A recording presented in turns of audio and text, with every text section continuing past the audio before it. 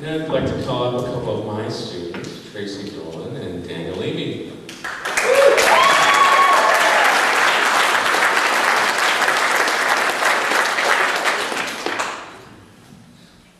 What do we mean when we speak of a writer doing research? For Traci Dolan, research means throwing every ounce of her passion into a milieu far from her West Virginia home, immersing herself in a culture most of us would be hard-pressed to imagine, let alone render so sympathetically on the page.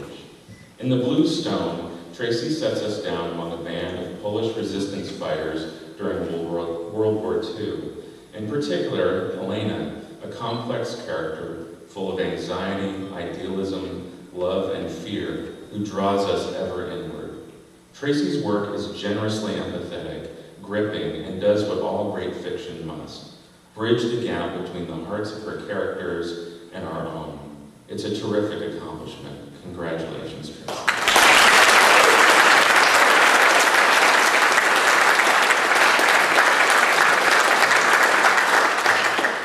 I'm winging it too. Periods of transformation or even good transformations are difficult. I love you all. It's just been an amazing experience. And I've sat out there 4 times. And now I'm up here. And my next transformation will be to sit there. Because Elizabeth told me, she said, you have to envision where you want to be. And I envision myself here, and there, and there. So, maybe soon, maybe later, but that's where I want to be. And that's what I have to focus forward on now. So, thank you so much. It's been fabulous.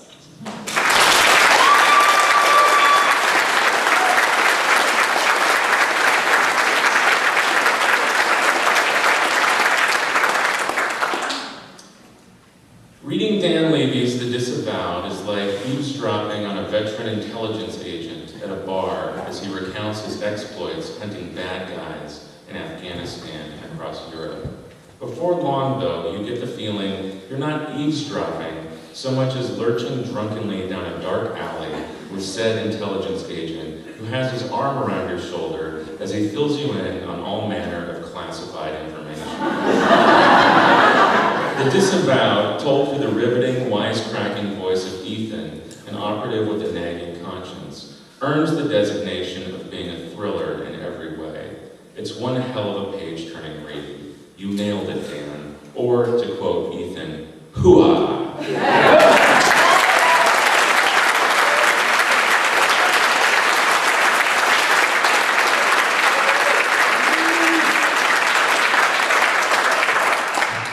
So, I think it was a couple of years ago, Tyler Whitten got up here and he gave this like self-deprecating speech that I loved.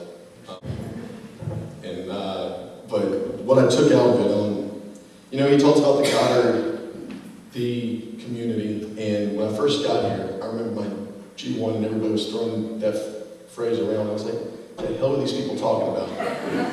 I'm going to be here, 4 times for a week. I'm going to be seeing these people at the most for, 4 times for a week. How the hell am I going to become buddies with these guys? And, my day job up until now is I coach football. And, whether it's football or, combat or writing. You put people in a foxhole together and they bond. And that's something really cool.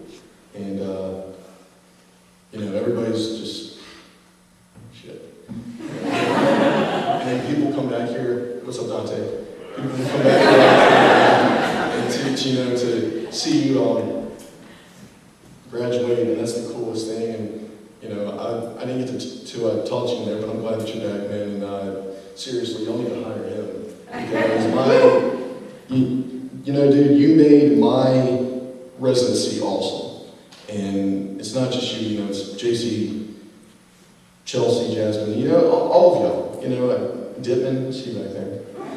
I mean, everybody you make friends here, and it may not be the friends that you would have made back home or on your own, or the kind of people that you necessarily gravitate toward, but you become really, really good friends, and you get to know them really, really well. So, thank all of you for that. And, the advisors, Victoria, thank you for kicking my ass, because Victoria said something, and I don't know if I'm getting this quote exactly right, but my G1, she said, Dan, it's like you saw a really pretty girl and you took her home and you woke up with a wedding ring on your finger. And I was like, whoa.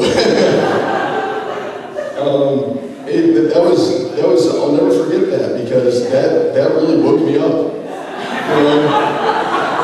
That really woke me up. I was like, well, I need to really buckle down. If I want to be a writer, I want to take this very seriously and be professional about it. And the thing about it was, my G1, you really ripped me down, and I was like, that's who I want for my G2.